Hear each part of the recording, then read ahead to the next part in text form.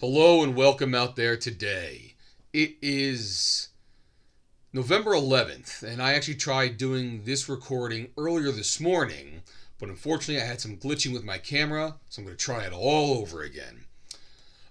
Today I'm doing another one of these splatter westerns in this genre that I had found recently, which I'm actually enjoying reading most of the books of. This one in particular is Human-Shaped Fiends by Chandler Morrison. And what to say about this novelette here? Well, I've already done 11 reviews of splatter westerns already, and they're on this playlist on this channel called Joe's Book Reviews. There's about 10 novelettes on there now, and there's an 11th video done because they did about 4 one-shot comic books, so I did them all collectively as one video. And I can say that each installment that I've read so far, every author brings their own special viewpoint to tell the story that you're about to read, which is very interesting. And they got a bevy of writers that came together to jumpstart this genre, which just started back in 2020. So, like, right in the middle of the pandemic is when they hit the bookshelves or your Amazon shelves, and you actually had people running around during COVID times delivering them to you. But in 2020, they actually had 8 hit in that first year. Okay, and those 8 were The Magpie Coffin, Hunger on the Chisholm Trail, Dust, The Night Silver River Run Red, Starving Zoe, A Savage Breed, Red Station, and The 13th Coyote. Okay, and except for that last one, I've actually read all those first 7, and there's actually a video for every one of those out here. You'll find them pretty fast if you take a look. I haven't read The 13th Coyote yet, because I already know it's part of a trilogy, and the first 2 books are out. So I'm kind of pending the 3rd book being released, or at least knowing it's coming soon, and then I'll probably jump into those, and I'm not sure if I'll do them individually or collectively. Those also are definitely larger size than everyone else. In fact, on my bookshelf back here, these are all the splatter westerns I'm going to have to read, that I want to read, and all the ones here are like this book here. But these bottom 2 are The 13th Coyote and its sequel, Ballad of the Werevixens. They're about like 450, 500 pages, so like full length books there. So I'm hoping to get them all done 1, 2, 3, bam, bam, bam. But that was 2020. First 8 came out. And then the next year, they released up 4, if my internet search is right, which was Shadow of the Vulture, They Built the Gallows for You and Me, Human-Shaped Fiends, which is today's installment, and The Devoured and the Dead, which will be the next splatter western that I read. 2022, I don't think there's a release, and then they came out with another 8 in 23, Last of the Ravagers, Ballad of the Werevixens, For a Few Souls More, which is actually a sequel to The Magpie Coffin, which I have read and there is a video available for, which apparently might be a trilogy now, so I don't know when the 3rd part's coming out, seeing as the 2nd one just did last year.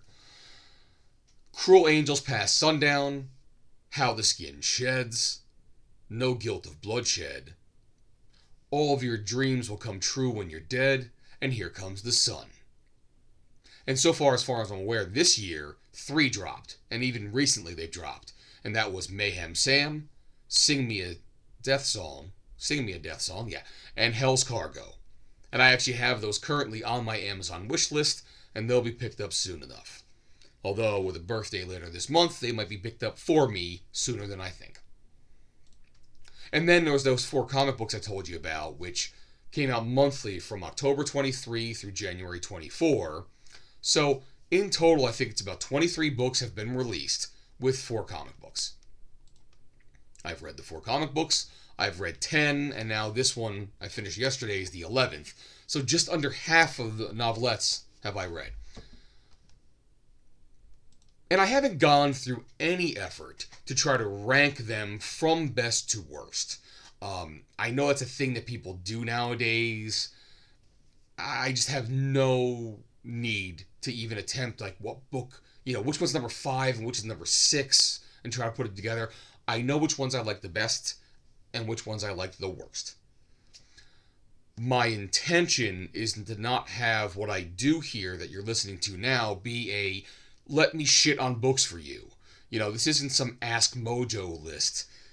Or while I enjoy listening to the Critical Drinker or even the Nerdist or Nerdologist, I forget off the top of my head exactly what it is, doing a top 5 blunders of the MCU or, which vampire books are the worst out there and hitting the bottom of the barrel. No, that's not what I do here. I read something, I tell you what I read, I tell you what I feel about it, whether I liked it or not. When it comes to ones I didn't like, check out episode 31. That's the one that hit the bottom of the barrel. But unfortunately, I'd have to say that this one here did its greatest effort to fight to become the reigning champ of that honorific. So, I just finished Human-Shaped Fiends last night. And I got to finish the last page just in time for even the whole family to start settling down. The kids were all fed and showered, had their pajamas on, they're watching their devices with their headphones on, so I didn't have to hear all the kiddie sounds. The wife had just finished up her day, whatever, and she was kind of plopping down. And we were about to throw in like one sitcom for about 20 minutes as the kids are ready to go upstairs to bed, and then we get to kind of like sit down and eat our TV in front of eat our TV in front of the food, eat our dinner in front of the TV, watching our one episode before going to an early bed ourselves, such as our married life. But this one just compelled me to say, let me get my notes done first thing this morning and get my review out while it's still fresh in my mind. Okay. Now, the first thought I had upon the completion of this book, and I even had it during reading too, was it was just filled with what I thought was the unnecessary. What do I mean by that? I didn't feel there was truly much of a story, but I'm going to get to what the twist is about that in a minute. There's a string of murdering. There's a rape fest done in full splatter detail that occurs to the majority of the female characters that you even meet in this novella. And I just thought there was no point at the very end as you got through all the pages, And there's not all the pages. It's about 145 pages in total in the book. So, you finish reading it and it's like, okay, now what? And that's where the twist, where I believe comes into play, is the trick of this novella is, as ignorant as I am, I don't think I was ignorant of this. That's actually the point of the book. All of this is just in there to be in there because it's expected to be in there. Doesn't have to work, doesn't have to have cohesion to it. So, let me pull back a step and break this down. So, here's the cover. Okay. So, you have the characters you go through. In fact, this top-hatted looking evil guy here with the long fingers, whatever else, is a very interesting character that was written. Unfortunately, you don't get him often at all. I don't know if that character appears in any other Chandler Morrison novel at all. I would hope he does. But one of the things is, with this cover, you gotta flip it upside down. Okay? That's the bottom of it. So, and you look at it, and it's the splatter western genre, whatever, but, you see a watch on the wrist, you see sunglasses, even the cigarette has a filter, and with the hand on the head, it's like he's thinking, and the rest of the cover is coming out of his mind. Out of his mind, almost apropos. So, and when you flip to the back cover, you see a picture of the author, so it's like, oh, that dude is that dude. So there's probably going to be some element of there's going to be a writer writing the story in the story. Almost 20% of Stephen King's work is right there. Funny thing I saw online one time is some guy has a website where he tries to summarize all of Stephen King's novels, one sentence each. Okay? And I think there's a ton of them where it's just like, a writer who, and I was a big Stephen King fan in high school and maybe in my 20s. There is a shelf that's covered with other crap in front of it right here. That's all Stephen King. Actually, that one. That's all Stephen King there. This is actually my Andrew Fox shelf. So that's all in there. And it just kept popping up in this guy's synopsis, a writer who, a writer who. So I think that this is a little foreshadowing of what's to come. As I go through these splatter westerns, I'm not like reading the synopsis of what the book's about before I get into it. Even though this one tells you this is the story that was being written and this is about the author in the book writing the book. So they give you what you need to know there. I'm kind of bypassing this and trying to go into everything cold and just taking it page by page as it comes around. And he makes he puts it in there pretty fast. So it's not like, oh, I wonder when it's going to come. What's the twist? No. It's all part of the story he's writing. And that's why I feel like the true story is about the author's writer character in the book.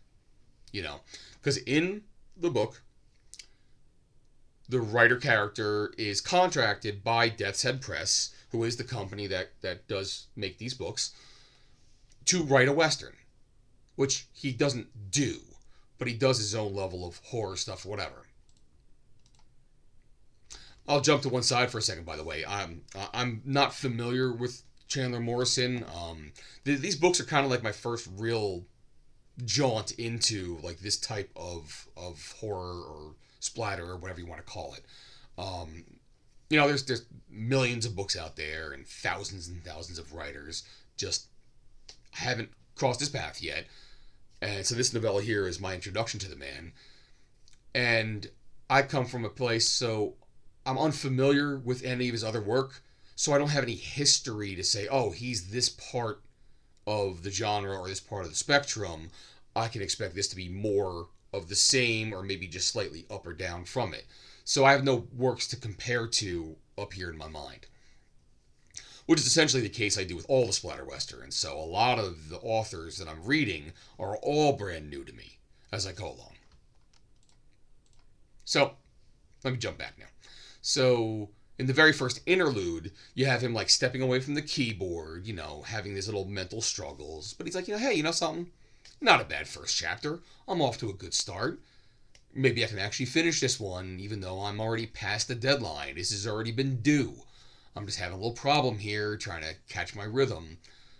And what am I going to do? Yada, yada. And as he's doing it, like he's looking around the room he's currently in, and he's got like a poster of one of his older books on the wall, which is like speaking back to him, making fun of him kind of stuff in his head. It's not like a demon talking to him or anything. And he references other books that he does too. So, he puts his little plugs out there. Everyone's got to do what they got to do, right? And you almost get the sense that you're going to go along the story of the book as he's writing the story of the book. So it's all going to be a front to back thing. And as he's going step by step, you're with him step by step as if he's writing chapter 1 and he's done with chapter 1. He writes chapter 2 and he's done with chapter 2 and so on and so forth. And that's what happens. The first 3 chapters is chapter of book, chapter of interlude. And then thereafter it's like maybe 2 to 3 chapters of the book and then an interlude. And he kind of isn't as often and then. So, what's going on here? In the town, he's writing a Western about Los Angeles. And in the Western town in Los Angeles, crime has been on the rise, and the local sheriff just isn't doing anything about it. And even in Los Angeles, there's a minority section that's just really beginning to get out of control, and he wants to do something about it. And the author, the book author, had done some research of the era, and he actually found the sheriff of Los Angeles back then, and he inserts him into the book. He made him a character. Now, of course, he takes little liberties with him, too, and he makes him an opium addict. He's an alcoholic drunk, and this, that, and the other. And, it's one of the things that prevents him from being a good sheriff in the town as well. Well, in the investigation the writer character has done, too, he even found out that There was the minority section in old Los Angeles during Wild West times. And then back then, they had to give it a racial epithet, which was very common for the era. So here I'm going to be safe and hide behind Mel Brooks and just say, that whole section was called the Nigger Town. And even in the book, the writer, author, character does not want to use the words. Especially nowadays, highly cancelable words out there. So I'm not even going to use it. But the author has his morality, and I also have mine. So what they do is, when he writes about this section of Los Angeles, he actually calls it BIPOC Alley. And I'm like, wait a minute, that's a totally new word. That's a 2024 word or something like that. So I do what I do with my books. I mean, I use a bookmark to not mar up my books. But if there's something on a page somewhere that I like, I'll go ahead and dog-ear that page so I can find it in the future if I ever want to reference it again. So I had to dog-ear the fact that he called it BIPOC Alley because I knew I was doing this as well. Come back to it later. And even a little further, he goes to see the mayor, and the mayor's trying to tell him, do not do anything about BIPOC Alley. We need the crime there for a reason, until they start attacking the whites, and then we'll do something about it. But let them take care of themselves. But this mayor is just another character that's out there, too. And one of the things the mayor does is he likes to collect oddities. We'll say that. The mayor has a hobby where he likes to spend a lot of money and collecting deformed humans.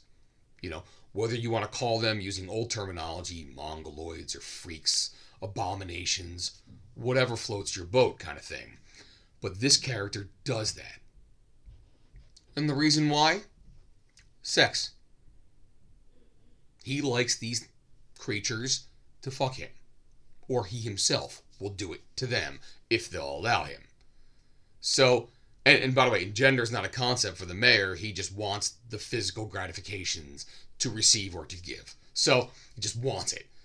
But when the writer-author character writes about them in the book, they don't use any of those terminologies. They're all persons with disabilities. Again, flip a couple more pages. He gets another dog ear for me to come back to. Now, this is where it gets interesting too. As it turns out, I did not have to dog ear this for long, because on the very next meta chapter, one of the compatriots that he shares the chapters with as he's writing, as he goes along his process, is like, you can't use BIPOC and persons with disabilities in your book. That's a 21st century concept, and it's not the time frame that you're doing now. And then there's like a tete-a-tete between the two real-life characters who discuss the you can and you can't aspects of this whole aspect of it. So, I will say, it takes the thunder out of my own criticism, because he simultaneously, preemptively, throws his excuse into it beforehand.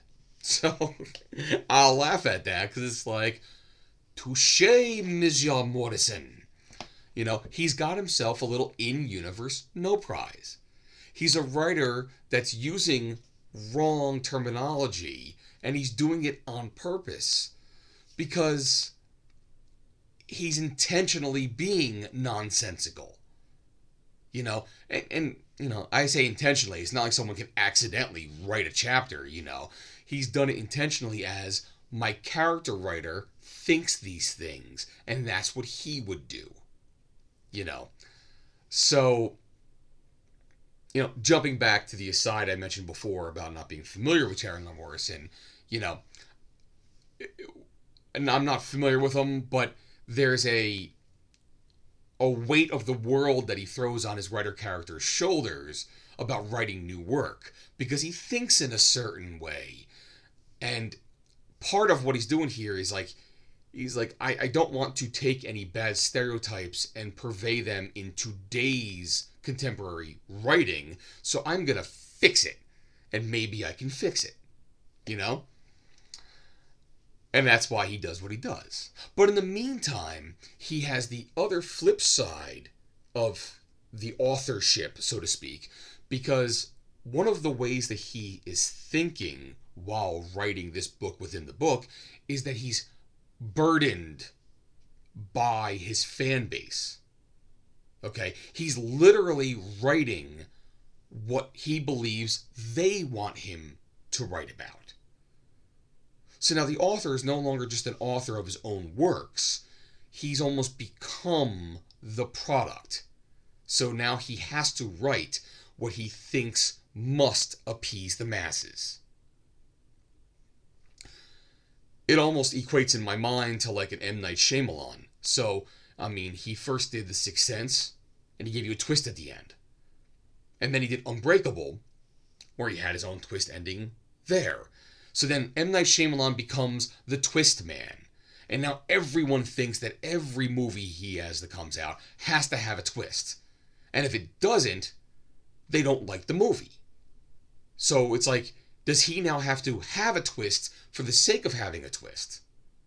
Does Chandler Morrison, the writer character in the Chandler Morrison novel, have to be very graphic, very, vigilant in the gore and the just what he does in the rapes and in the murders and the killings, because that's what his audience expects? Okay. So, at the end of the day, it's like, what does this matter? Okay. If I switch gears to the Western part of the novel itself, it starts out well enough. After the prologue, I think it starts out well enough. And I did have an issue with the prologue. So let me, unfortunately, take a side trip over to that for now. And I'm going to make a quick item to talk about regarding the Spanish language put into the book. And I encountered some of this when I did Shadow of the Vulture as well. I mean, I had one semester of Spanish back in high school. Probably got a C- in it to begin with. But that was 2/3 of my life ago that I did that. But I read a lot. And I can be linguistic when I need to be. Mainly in the course of this foreign word resembles or sounds like this other English word, which might be a synonym to what they're trying to get across. So, and in fact, the last couple of days, I actually had something like this happen to me here in this house, where we had to buy a new dishwasher. The last one completely crapped out. And of course, it had to break down before all the Black Friday deals at the end of this month come into play so I can get a cheaper dishwasher. But unfortunately, it happened. We need one. Boom, I got it. And it was delivered here. And the two men who came in to drop it off, install it, and take away the old one were Spanish men. And, there was the one head dude of the two of them who spoke English, and he was the one that was conveying everything to me. And the second guy would come in as well. And they had a couple snags installing it, but nothing they weren't eventually able to get past. And I helped where I could. But they would discuss, the problem in Spanish to each other. And sometimes, I'm watching them, I'm listening, and I was like, I don't think you can do that to change it and fix it, because, if you put the hole there so you can screw it in, now you can't put the other piece on there, because they wanted to move something that's a stabilizer and make a hole for it to put the thing in there, but then if they cut the hole in it, the thing wouldn't stabilize anymore, blah, blah, blah. So they did a couple bends, got it in there, and it's working. Oh, by the way, personally, I love being near installers, as much as they probably hate it, whatever, but I'm naturally a curious person, so if I can, I like to DIY around the house. So I learn things from them in case something with whatever they're doing breaks later. I've now got something to work off of myself. But anyway, later on when they were done, the main dude kind of turned to me. He goes, Spanish? You seem to understand very well. So I kind of laughed and I was like, un pequeño or muy mal español or something like that. And, we got a chuckle and everything went on. But getting back. So I encountered, on just the second page of this book, some Spanish words were inserted into the conversation. between the gringo sheriff and the Mexican prisoner. And just so I can understand what's going on there, I put the book down, pull out the phone, translation app, what does this word mean? Blah, blah, blah. So here are the two, The first one I popped up was cerdo, C-R-D-O. Didn't know what that was. And it happens to be Spanish for pig. He's a sheriff, call him a pig. Hey, I guess that makes sense, no problem. And the sentence is like, they want you, cerdo. They want your blood as well as mine, because there was like a mob coming to the jail. The second one was asesino. Looked it up. Spanish for murderer, which is the same as assassin. And again, it kind of fits that synonym thing. Just the spelling of it got me. So it's like, oh, asesino, assassin, murderer. You can do it if you got everything in there. Just reading the word didn't hit me because I'm a dummy. It's like, the sentence is, this is about a lot more than me. I'm just one asesino out of many. You stand for something much bigger than that. And incidentally, by the way, after finishing the book, it came to me that the man who says this, and he's part of a small Mexican group that you're following as part of like the murderers that are causing the ruckus in the town to begin with. They're all native-born Californinos, Californians, whatever, which was a large part of Mexico shortly before this time. But this guy hardly uses much Spanish after that. I think there's two parts I really saw that popped up there, where the one was a complete Spanish sentence, looked it up, and the English was, why do Americans ask such stupid questions? I can't even speak today. Why do Americans ask such stupid questions? And at the end of the book, guy asked the questions, like, why, the question was, why did you kill that guy? And he replies in Spanish, which meant, because he's American. Now, I do take the understanding, and I'm coming at this book fully white Anglo, okay? But I did the next step to translate the words for myself.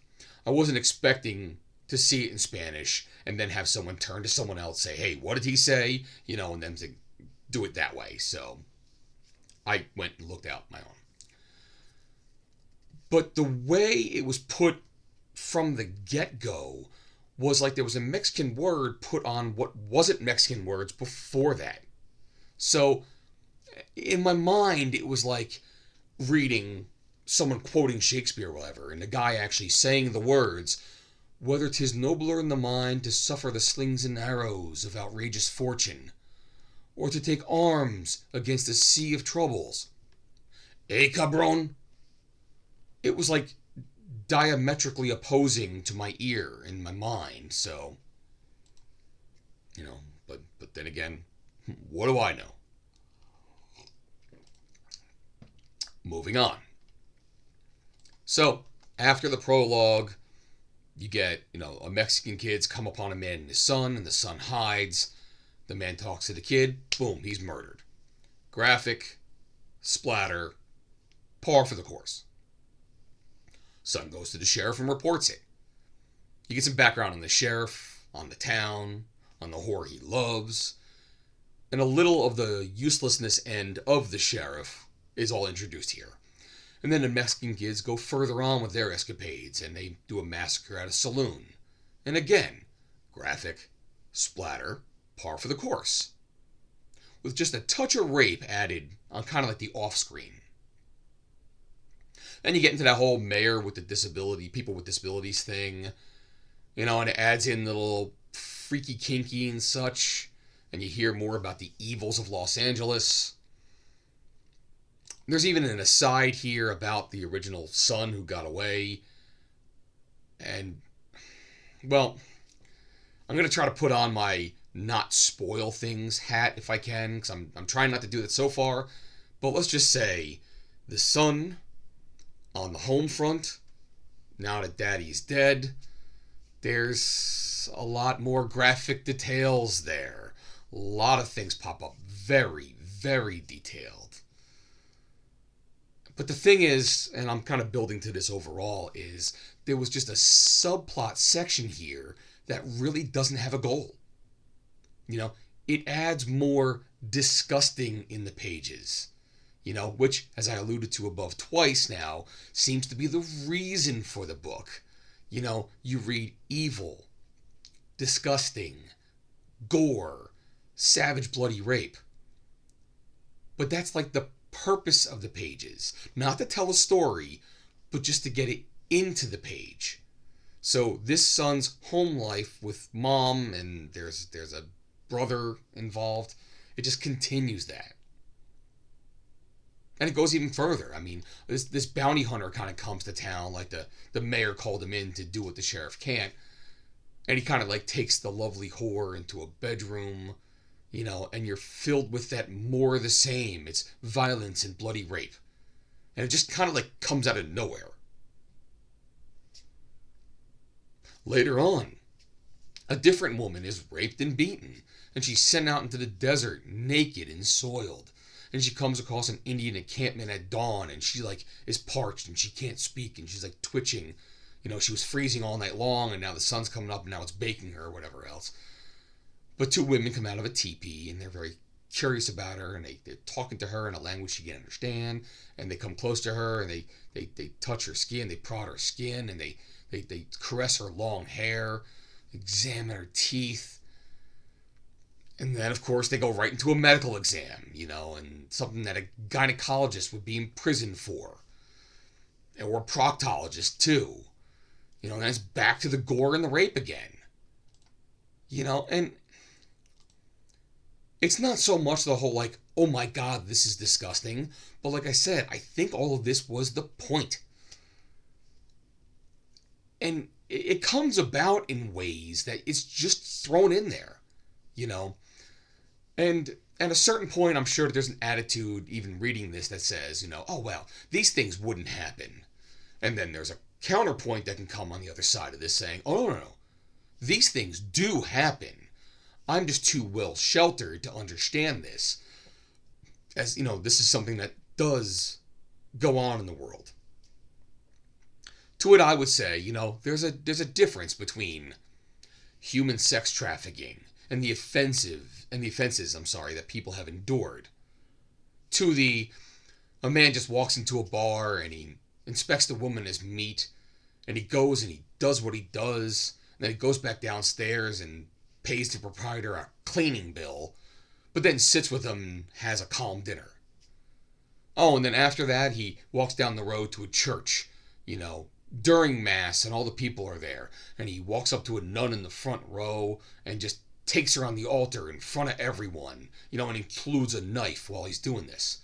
But he puts some money in the poor box and goes sits back calmly in the back row singing an Ave Maria. Like it's conversational rape in this town.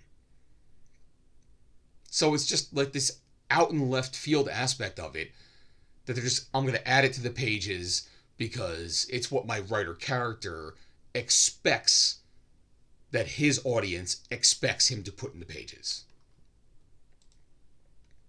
And even after all that, by the way, the book doesn't truly end.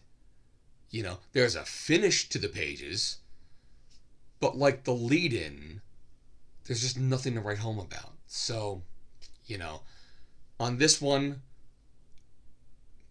I felt, as far as books are concerned, you don't really truly get the splatter western, but you get a story about a writer who's giving his audience what he believes his audience wants, and that's all he's doing. And even the writer has his own gory ending as well, which I pretty much got out of a couple Cry for Dawn comics also back in the day. But